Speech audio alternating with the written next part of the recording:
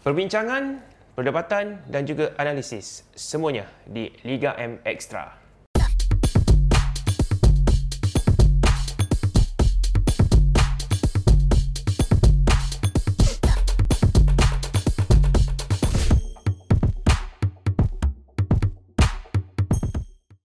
Assalamualaikum, salam sejahtera. Berjumpa kita di episod ketiga Liga M Extra dan seperti biasa saya tidak keseorangan dan kali ini kita menampilkan pengamal sukan iaitu Encik T. Avineshwaran, ya, wartawan The Star. Apa khabar Avinesh? I'm good, how are you? Okay, I'm good too. So Avinesh, so far macam mana you rasa perkembangan Liga Malaysia untuk setakat ni? Setakat ni perkembangan Liga Malaysia kita tahu pasukan JDT masih mantap walaupun mereka bersaing di AFC Champions League. Tapi pasukan-pasukan lain menunjukkan prestasi yang amat memberangsangkan lah. Pasukan seperti Sabah, seperti Kedah, Terengganu pun sedang membuat comeback mereka sendiri dengan pemain-pemain muda mereka dan juga import yang agak berpengalaman. So setakat ni saya rasa everything is going well lah. Bukan berancang lagi, still masih awal lah. Betul. Okey, tapi sebelum tu Avinesh, kita nak memperincikan tentang apa yang berlaku pada minggu ke-6 untuk saingan Liga Super dan Liga Premier. Apa kata kita tengok dulu keputusan-keputusan yang berlaku membabitkan 5 perlawanan di saingan Liga Super. Baik, terdapat 5 perlawanan yang berlangsung pada minggu lalu di mana 22 April pasukan Terengganu FC nampaknya semakin kembali menemui sentuhan kemenangan selepas melewatkan Selangor 2-0. Kemudian pada 23 April Seri Pahang berjaya mendapatkan kemenangan sulung mereka dengan mengecewakan Penang FC 3-1. Begitu juga dengan Sarawak United yang membuat kejutan boleh saya katakan apabila menumpaskan PJ City dengan angka jaringan yang sama 3-1 dengan Francis Kone menjadi antara watak ataupun dalang utama di sebalik kejayaan pasukan Sarawak United mengecewakan PJ City. Begitu juga dua perlawanan yang berikutnya yang berlangsung pada Ahad 24 April di mana Negeri Sembilan FC menang tipis ke atas KL City dan Herod Gulon menjadi antara pemain yang menjadi tumpuan di dalam perlawanan ini, sementara Sabah, siapa lagi kalau bukan Amri Yahya, mencipta hat-trick. Pemain yang sudah berusia 41 tahun tetapi nampak dari segi staminanya, kecergasannya begitu masih mantap untuk membantu pasukan Sabah sekarang ini merampas di tengah kedudukan kedua ke atas Kedah dengan kemenangan 4-0. Ini merupakan kedudukan Liga Super setakat ini di mana pasukan JDT masih lagi kekal di tangga teratas biarpun mereka kini fokus utama di Liga Juara-Juara AFC diikuti rapat Sabah dan juga Kedah dengan 12 mata. Negeri Sembilan FC belum pernah tewas di tangga keempat 11 mata. Manakala untuk kelompok bawahan di mana pasukan Penang yang masih lagi gagal untuk mencapai sebarang kemenangan selepas 6 perlawanan. Untuk saingan Liga Premier, pasukan Perak nampaknya masih lagi terus sukar mereka untuk bangkit dalam saingan Liga Premier pada tewas 1-3 kepada pasukan JDT 2. UiTM juga masih belum memungut sebarang mata, tewas 1-2 kepada Kelantan United, sementara Kuching City menang besar 4-0 ke atas skuad projek FAM MSN. Dua lagi perlawanan yang lain, PDRM tewas 1-3 kepada Kelantan untuk memberikan Kelantan terus unggul tangga teratas, sementara TFC 2 seri tanpa jaringan dengan Selangor 2. Jadi kedudukan carta Liga Premier anda boleh lihat sekarang ini di mana Kelantan masih lagi diikuti rapat oleh JDT 2 dengan 15 mata, sementara pasukan lain seperti Kelantan United, Selangor 2, Terengganu 2 juga sekarang ini berada dalam kelompok 5 terbaik. Sedikit mengenai kedudukan info jaring Liga Super, Beksan da Silva masih lagi kekal di tangga teratas dengan 7 gol. Kayon penyerang dari Selangor 5 gol dan Darren Lock 4 gol. Salah satunya penyerang tempatan yang berada dalam kelompok 3 terbaik di penjaring Liga Super. Untuk Liga Premier, satu perkara yang cukup menarik, selain Fernando Rodriguez dengan 5 jaringan sekarang ini berada di tangga teratas, Nur Syahmi Abdul Ghani sekarang ini sedang berada 1 gol saja di belakang Fernando, penyerang Kelantan FC, selain juga pemain dari PDRM FC iaitu Martin Adamek 4 gol. Jadi kita sudah menceritakan sedikit ataupun rumusan ataupun flashback balik keputusan-keputusan yang berlangsung pada minggu lalu. Jadi setelah kita tengok result game yang berlangsung pada minggu lalu, Avinesh, game mana yang menjadi tumpuan anda? Sabah lawan dengan Kedah lah semestinya kerana keistimewaan Amri Yahya lah. beliau berumur 41 tahun, walaupun work rate dia bukan macam dulu, tapi dari segi dia punya speed of thinking dan juga intelligence on the pitch lah memang agak mantap. Yang hat-trick, 3 hat-trick tu, that's what Amri Yahya is lah. Dia seorang entertainer. Dia punya goal semua cantik. Entertainer. Dia memang entertainer. So goals dia semua cantik, especially the third goal yang chip tu.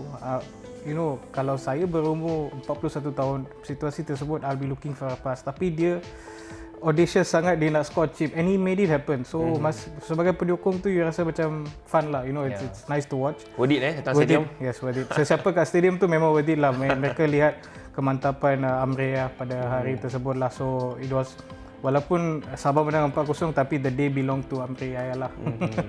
Atau play for fun Amri. Okay lah. Dia menunjukkan that football is fun. You know, you don't need to be too serious. So and Coach Kim Sui pun memberikan freedom tersebut kepada beliau. So that's why you can see him expressing himself that way lah. Alright. Okay, kita dah cerita pasal game tumpuan Avinesh Sabah Long Kedah. Tapi untuk player pula, adakah Amri juga yang menjadi pilihan Avinesh? Amri, tapi untuk saya juga seorang pemain yang harus diberikan kredit adalah Hairul Gulon. Kerana semasa mereka berlawan dengan Kuala Lumpur, dia score the first goal. And second goal was his own goal. Kalau sesiapa yang berada dalam situasi tersebut, moral dia akan down. Tapi Hairul Gulon menunjukkan karakter yang amat tinggi untuk melakukan gol kedua tersebut. And you know, tiba-tiba centre back kat situ nak score macam tu. Kan? So melihat prestasi beliau pada hari itu memang agak mantap lah. And kita harus beri kredit kepada beliau kerana dia bermain secara konsisten dalam sistem Coach K. Devon setakat dia untuk Negeri Sembilan. So persembahan dia agak mantap jugalah. Adakah Avinesh rasa satu bonus juga kepada Devon juga, menjadi seorang pemain yang bukan saja bagus dalam defending, tetapi dalam situasi set piece menjadi antara aset penting? For sure. Dia membeli pada semasa saya bercakap dengan Coach Devon, dia memberitahu saya dia menandatangani Gulon kerana leadership beliau. Tapi saya rasa dia sign beliau kerana dia ada physical advantage. Sebab height Gulon, ball control Gulon dan juga kematangan Gulon tu akan menjadikan it will elevate any team lah. You know, so Negeri Sembilan seeing the good parts of him at the moment lah, and saya berharap dia akan konsisten lah dalam liga. Alright. Okay, kita dah memilih perlawanan tumpuan, kemudian pemain paling menyela. Sekarang kita nak perincikan lah daripada setiap posisi, daripada penjaga gol sehingga penyerang lah. Okey, secara overall dah ringkas, penjaga gol siapa yang Avinesh lihat begitu cemerlang dalam minggu ke-6 ni? Ahmad Syihan Azmi. Masih Ahmad Syihan Ahmad Syihan. Kerana seorang goalkeeper ni perlukan konsistensi. Walau kita sebagai penyokong kita melihat goalkeeper ni kalau dia buat shot stopping saves yang banyak, kita get excited. Tapi Syihan, he shows composure. And disebabkan composure tersebut, defend pun tak gabra. Mereka boleh, you know, they know we have an assured presence at the back. So I think dari segi that aspect, I think Syihan deserves to be there lah untuk saya lah. Right. Untuk posisi lain lah, tapi mungkin Avinesh merasakan untuk pertahanan perlu kita pecahkan dua, wing back dan juga centre back. Semestinya. Okey, kalau centre back siapa? Gulon macam juga. Saya jaga Gulon, tapi kalau pemain lokal lah yang saya lihat setakat ni agak mantap, Syahrul Nizam Rosani lah. Syahrul Nizam, pemain Terengganu, dia nampak mantap juga. And then di bahagian wing back, Azam Azmi Murad. Dari dulu saya suka game dia kerana dia mempunyai how to say, work rate yang amat tinggi, dia adventurous pun, dia nak buat overlap semua, and dia fit sistem Coach Nafuzizin. Agak underrated sikit ni. Agak underrated. So untuk saya kemungkinan pada future he is one of our wing backs dalam national team. Mungkin main kat left backer, right backer. And pada pendapat saya, dia seorang pemain kalau coach suruh dia main left back pun dia akan main left back. He's that kind of a player. So I think Azam Azmi dengan Syahrul Nizam have shown good performances so far untuk pasukan Terengganu lah. Alright. Itu juga dengan tengah dan juga bahagian sayap ada pemerhatian Vinesh? Nur Azam Aziz. Oh, kelas. Itu jawapan yang saya dah duga dah. Memang minggu yang terbaik untuk Azam. Minggu yang terbaik dengan assist, dengan gol beliau. And kita tahu dia punya quality lah dari dulu, bagaimana permainan dia. Dia seorang deep line playmaker yang agak mantap. Walaupun dari segi defensif tu kita tidak melihat apa-apa yang outstanding, tapi the long passes, short passes, movement, maintaining tempo, I think Azam is still one of the best midfielders in Malaysia lah dari segi aspek tersebut. Sayap Faizal Alim lah. Faizal Alim Miki, sebab kita tahu Miki ni dia seorang player yang suka take on player, suka nak ambil shot, and since last season kita boleh tengok dia punya confidence tu memang agak tinggi lah. Dari segi cakap dengan reporter pun sekarang dah tukar, dia punya body language tu agak mantap lah. So it's good for Malaysian football and also good untuk Terengganu football jugalah. So I think Faizal, Miki has been impressive so far lah di bahagian tersebut. Pemain yang underrated di bahagian flanker dia punya teammate Syafiq Ismail. Dia pun bagus. Syafiq Ismail sebab selalunya pemain yang kecil ni selalu kena tackle, they will stay there. Tapi budak ni selepas kena tackle pun dia nak ambil bola. So itu yang menarik perhatian saya lah. So I thought he has done well also lah. Okay. Yang terakhir lah untuk penyerang, tapi saya rasa Amri betul Amri. Tapi kalau pemain lain mungkin Francis Conye untuk Sarawak United dengan 2 gol beliau, and saya gembira untuk pasukan Sarawak United lah sebab mereka struggle the first few games, tapi game tersebut they got their tactics spot on lah. So happy for them also lah. Okay. So itu adalah pemain pilihan Avinesh untuk minggu yang ke-6. Jadi selesai sudah untuk segmen yang pertama. Jadi kita berehat terlebih dahulu dan kita saksikan 5 gol terbaik untuk minggu ke-6 Liga Super. Keluar ketika ini dalam kawasan penalti. Masih lagi Faizal yang mencari ruang untuk melakukan pukulan dari Faizal! Faizal membuka jaringan di Stadium Sultan Mizan untuk Terengganu. Untuk melepasi kawalan Pandi. Sukri Hamid lepaskan satu Subhano, cantik.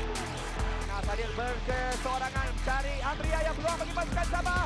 Amri gol!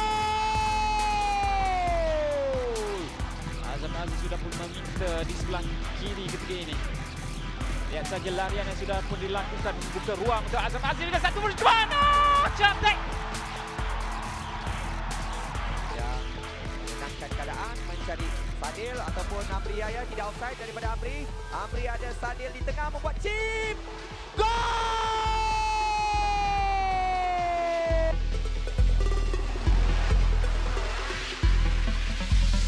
Kita berjumpa kembali untuk Liga Extra dan segmen kedua kita akan lebih banyak memfokuskan perincian pada taktikal dan juga tentang prestasi pasukan yang beraksi di saingan Liga Super maupun di Liga Premier. Jadi yang pertama, Avinesh, kita nak fokus pada pasukan Negeri Sembilan. Okay? Antara tim yang saya rasa ramai tak jangka mereka boleh sampai ke tahap ni untuk 5 ataupun 6 perlawanan yang pertama ni kan. Jadi Avinesh lihat rekod tanpa kalah setakat ni, apa resipi yang Avinesh nampak pada Negeri Sembilan? Adakah Devon ataupun mungkin barisan pemain dia yang mungkin satu kata ada chemistry, satu unite antara player yang sedia ada? Pada pendapat saya adalah tactical coach Devon lah, sebab dia, saya bercakap dengan banyak coach di Malaysia, mereka mengatakan kalau pakar tactical is Devon. Dia pandai set team untuk based on the opponents. So setakat ni dengan pasukan Negeri Sembilan ini bukan free flowing football, efficient football.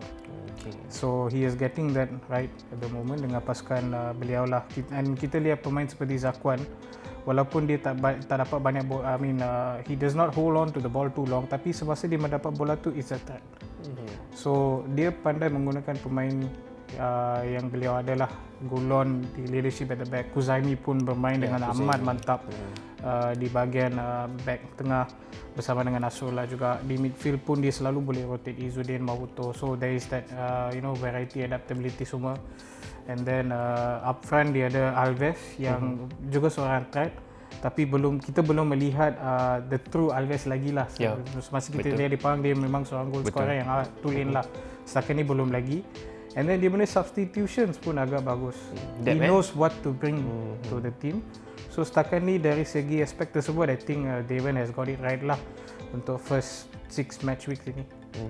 Dari segi tactical, apa yang Avinesh nampak Jika saya banyak 3-5-2 ataupun 3-4-3 yang diserapkan. Dia selalu switch 3-5-2, 3-4-3. And it depends on the transition, whether it's defensive or attacking transition lah.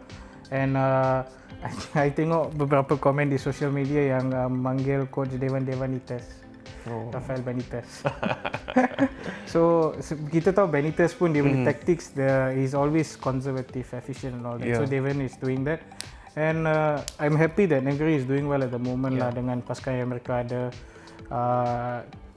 Walaupun sebagai penyokong kita crave untuk good football and all that, tapi I realise Devan ni dia emphasize on result. How do I get the result when I face that team? Semasa mereka berlawan dengan Sabah mempunyai possession yang amat banyak. Betul. Tapi Negeri took their chances well. And one more thing is, dengan adanya Gulon kat situ lah, I rasa Gulon is like an assistant coach kat dalam pitch tersebut. Okay. Ini antara term baru saya dengar ni. Assistant coach dalam pitch tersebut. So I think ini bukan term baru. Benjamin Moran pun dia cakap Nacho macam assistant coach juga. So untuk pasukan Negeri, I believe is Gulon lah. Gulon dengan Zakwan ada. So you have leadership kat situ juga. So Devan's coaching, the leadership of the players and also being efficient. That's the ramuan untuk pasukan Negeri Sembilan lah. Okey, cukup sampai situ lagi 9 sebab kalau tidak banyak benda kita boleh cakap lagi.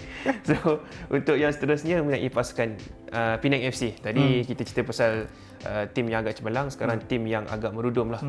Last year tempat ketiga kan. Tapi ramai fan-fan dia pun kata apa sudah jadi dengan Penang ni kan. So salah satu pasukan pula tak menang lagi setakat ni after 6 game. Dan apa yang Hafiz nampak untuk Penang ni? Apa yang tak kena sebenarnya? Ataupun mereka ni masih belum nampak panas ke macam mana? I think nampak panas. Nombor satu, kita perlu tahu ya, first 2 games Hendrik dengan Kasa tak ada. Okay. So that would have affected Tucha punya plan jugalah dari segi tactical. So kita tahu bagaimana mereka selalu rely on Kasa, Hendrik dan juga Rafael lah dalam pasukan Penang. So ketiadaan Hendrik dan Kasa tu sedikit meruncingkan pasukan Penang jugalah. And then kedua, pemain lokal. Kebanyakan pemain lokal yang mereka sign pemain baru. So and kat situ pun mereka ada 3 Thomas Tucha, Manzo Azwira dengan Chong Yifat. So pemain Perak yang datang ke Penang tu, mereka faham apa yang Chong Yifat nak, tapi tak tahu apa yang coach Tucha nak. So I think perlu berikan masa kepada mereka lah untuk memahami apa yang ingin dipraktikkan oleh coach Tucha. I think untuk saya it's because it's a kind of a new team jugalah. Walaupun orang akan cakap kebanyakan pemain Perak datang ke Penang, mereka tahu each other, tapi coach baru, sistem baru, tactical baru akan ambil masa. So and untuk Penang pun, they are not getting the results, yes. Tapi kita boleh tengok glimpses of their performances agak mantap jugalah. And highlight untuk saya macam Katul pemain dengan agak mantap. And then there are some positives in there lah. Tapi they have to do something before things get even worse lah. Tapi itulah, fan want a result. Betul. Tapi kita nampak dari segi kat social media pun penyokong dah macam mula sedikit hilang sabar lah. Betul. Ada yang mengkritik coach Tucha juga. Saya melihat komen-komen tersebut. Tapi di Malaysia ni kita kena faham ya, penyokong punya expectation ni selalu melangit. Macam Penang last season menang ketiga. So this season mereka expect more. Something more. Kan? Tapi mereka juga perlu faham ke pemain-pemain seperti Al-Hafiz Harun, Khairul Azrin tak ada kat situ. Pemain-pemain yang agak penting untuk pasukan Penang. So itu akan membantukan lagi proses tersebut. Dan juga di midfield pemain dari Sabah, Azizan Nordin. Dia first time keluar dari Sabah. So kena bagi masa untuk beliau. And also pemain winger yang dari Sabah, lupa nama dia. There's another winger from Sabah kat situ. Perlu Hamran Peter. So perlu berikan masa untuk mereka untuk adapt lah. Tapi kita tahu in this league you cannot take any time. You kena go all out. Yes. Tapi as a conclusion pada apa yang cakap, give a time. Maybe kita harap ada sinar lah untuk pasukan Penang. Baiklah, kita dah bincang panjang lebar mengenai pasukan Penang dan juga Negeri Sembilan. Mungkin sikitlah kita rasa macam agak ralat lah. Tak cerita juga pasal Liga Premier sikit kan. Terutama Kelantan sekarang ni menjadi pendahulu. Kita dapat lihat kalau Gigi Stadium pun sekarang menyokong Kelantan dah mula ramai. Betul. Satu perkara yang cukup baiklah atmosphere yang kita nak. Jadi sekarang ni mereka bermain semua tempat lawan. Kalah sekali saja. Tak salah saya dengan Kuching. Betul. So Adakah Vinay rasa mereka akan boleh menang kejuaraan Liga Premier musim ini dengan rasanya mungkin? Untuk saya, no ifs or buts, kena jadi champion dengan pasukan yang mereka adalah. Sebab last season adalah fasa untuk mengenali pemain. This season sudah sign pemain yang agak berpengalaman. So go all out. Syamil pun is getting his goals, and then pemain import mereka juga. Walaupun kita ada persepsi ini tahu, kalau pemain striker import ni datang kena score goals. Tapi kalau dia boleh help the overall effort of the team, that is also good enough. So Curvens dengan Nixon, they are doing that. Okay. So in that sense, I think for me Kelantan tak ada, I mean for me mereka adalah favourites untuk memenangi kejuaraan Premier League lah. And it will be a good thing for Kelantanese football sebab dah lama kita tengok pasukan Kelantan dalam Liga Super. So sebagai seorang reporter dan juga penyokong bola sepak Malaysia, memang saya nak melihat mereka kembali semula lah. Tapi satu gamble yang berani pada Rizal juga sebab dia tak sign langsung pemain defend. Dia tak sign pemain import. Defend. Sebab dia ada Khairul Helmi. Sebab dia tahu dia ada experience pemain seperti Osman Yusof. Trust the local players. K.O. Nama famous dia. Alright. Okay. Jadi setakat itu saja untuk segmen yang kedua. Kita dah cerita pasal Negeri Sembilan dan juga Penang dan juga Kelantan. Jadi untuk segmen ketiga kita akan merumuskan ataupun melihat apa soalan-soalan daripada peminat. Jadi jangan ke mana, dan seperti biasa kita tinggalkan anda dengan 5 jaringan terbaik untuk minggu kelima Liga Super. Pemain yang mempunyai sepakan kaki kiri yang baik ini. Taran pada Ruben Tiret, tandukan dan Darren Long. Kurang baik, dan kali ini peluang untuk counter attack dimiliki oleh Kedah pula. Terus dorongan jaringan Wanja. Membahaya untuk Penang ketika ini. Dorongan Wanja, gol! Taran dari Syarul Azwari. Balik kepada Asbola, percubaan dan Asbola menggegar gawang gol Sepang buat kali kedua malam ini. Kulon jauh kali ini, peluang untuk Sean Selvaraj, dapatkan jaringan kedua untuk Negeri Sembilan. Itu terpas kerana di situ dimenangi oleh pemain Melaka. Aminullati melakukan percubaan, jaringan yang baik dari Aminullati, terpaku Mamadou Sabasa. Satu percubaan dari luar kawasan penalti.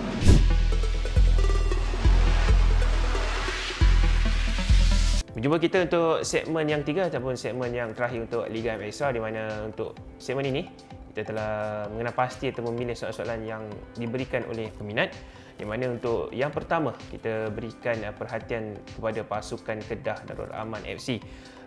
Setakat ini mereka berdiri tangga 3 tapi tampak tidak konsisten. Jadi itu peminat Kedah beritahulah. Jadi kena pandangan Aminah. Adakah setuju ataupun Aminah rasa mungkin ada faktor lain ke macam mana? Yang dua away result tersebut, semestinya kalau kita melihat perlawanan kedua-dua perlawanan tersebut, Kedah won themselves lah semestinya. Dan coach Aidil pun dia nak buat percaturan beliau lah. Tapi kita perlu ingat ya, ini adalah satu pasukan Kedah yang amat baru lah. Dari segi local player, dari segi even imports jugalah. So kena berikan masa kepada tim Kedah. Itu adalah hemat saya. I mean that's my opinion lah. Kerana pasukan Kedah, kita tengok the first 3 games tu persembahan mereka amat mantap. Bola sepak cantik, free flow of movement, passing local players macam Al Hafiz, Syafiq Ahmad bermain dengan amat mantap, Deci Marcel menunjukkan satu persembahan yang agak mantap di bahagian midfield. So ada glimpses that Kedah ini akan menjadi satu pasukan yang kuat lah. Tapi untuk saya the defeats tu jangan hold on to it. Jangan pegang kepada defeat tersebut, kerana kalau you pegang dengan defeat tersebut mengatakan Kedah tidak menunjukkan prestasi yang amat baik, is not good. Sebab tu coach Aidil selalu mengatakan why are we being too negative. I mean dalam perlawanan bola sepak ni you have defeats, draws and wins. So in defeats you learn, and I think coach Aidil akan melakukan perkara tersebut. It's not that the team will continue losing, no. So untuk saya pasukan Kedah akan bounce back lah, bounce back. Dan I don't think it will last long lah. Cuma dari segi import lah, dari segi Avinash lah. Bagaimana Avinash tengok bila import kali ni? Adakah macam Roland Ngah Wanjang adakah kata peninggalan daripada Cici Kipre dan juga Kipashima tu agak besar untuk diisi oleh Roland? Kita perlu ingat ya, Kipre dengan Kepah together, Ngah Wanjang seorang, and sekarang tak ada Danis Bustini juga. So to shift all the blame on Ronald Ngah is not right also, sebab dia bermain di Liga Malaysia untuk kali pertama. And untuk saya lah dalam bola sepak, when you're coming to a new environment, you have to give that player some time. So Ronald Ngah ada menunjukkan glimpses of his ability. Walaupun orang mengatakan beliau adalah berat, tapi dia punya hold up play is very good. He brings other players into the attack.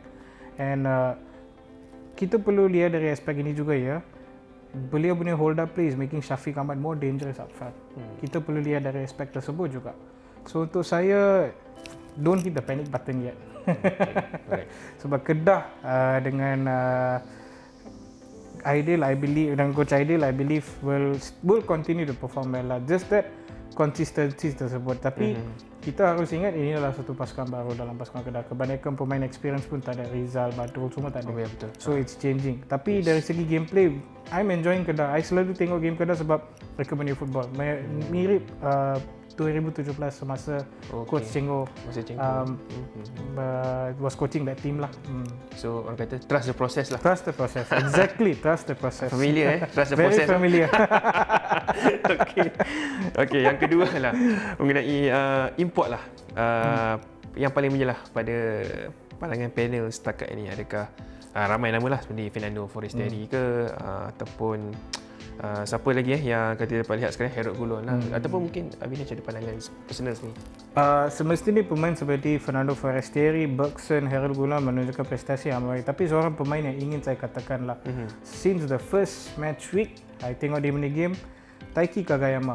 Sebab surprise for you is a surprise, but I'll tell you why lah. Sebab kebanyakan semasa kita melihat bola sepak tu, we want to see goals, assists and all that. Yes. Tapi Taiki, cara permainan beliau, dia sungguh mobile. Dia boleh main di attacking playmaker, right winger, left winger, and dalam sesuatu game tu dia ada free role. Dia boleh buat apa-apa role dengan tiada masalah. He does it with ease. So dia punya passing, dia punya true passes, dia punya ball control. Untuk saya, I think he has been a very good signing for Sabah, really. Sebab walaupun penyokong akan melihat goals dan assist, tapi I want to see, I suka tengok overall play. And Taiki brings them to that Sabah team. I ada tengok satu video, Coach Kim Si akan cakap kat Taiki, Taiki, this is not social league, you have to bounce back. In the second half, you played well. So character beliau, and he's able to accept any kind of criticism to improve his game. So I amat Taiki has been one of my picks lah. Mungkin juga kata advantage sebab dia pemain Jepun. Kita kenal pemain Jepun ni really hardworking kan. Tapi unik juga sebab dia datang dari Europe. Dia datang dari Scandinavia. Dia main di Liga University. Dan lepas tu dia pergi ke Finland untuk main pasukan Division 2 dan lepas tu Division 1. Dan main untuk pasukan Finland yang bermain di Europa League. So kita, saya selalu tengok Scandinavian football. Untuk saya, Scandinavian football ni setiap pemain mereka digalakkan untuk bermain lebih daripada satu posisi. So you can see that in Taiki.